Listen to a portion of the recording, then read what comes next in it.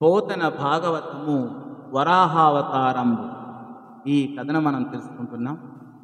కావున భూమ్యుద్ధరణము గావించునుపాయమిప్పుడు కైకొని నాకున్ దేవాని విరిగింపుము నావుడు పద్మజుడు తన మనంబునదలచెన్.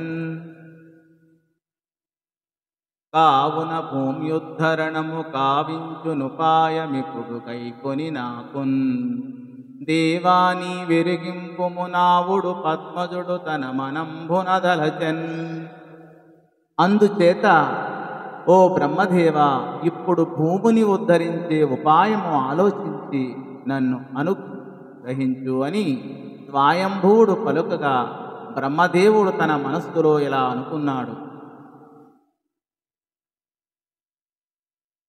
జలమజ్జంబున లీనమునర్ముందిన ధరా చక్రంబునే నీర్పునన్. జలమజ్జంబున లీనముందిన ధరా చక్రంబునే నీర్పునన్.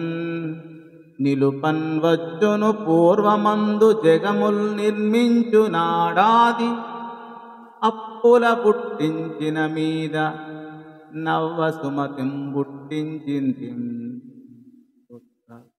అప్పులలో గృంకి రసాతలాంతరమునం బొందెంగదా పృథ్వీయున్. నీళ్ల నడుమ మునిగిపోయి ఉన్న భూమండలాన్ని పైకి తీసుకురావటం ఎలా?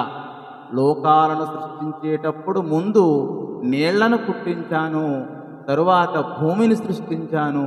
ఇప్పుడు ఆ భూమి జలమధ్యంలో మునిగి పాతాళంలోనికి చేరింది. దానిని ఏ విధంగా యథాస్థితికి తీసుకురావాలి అని ఈ పద్య భావము. ధన్యవాదము.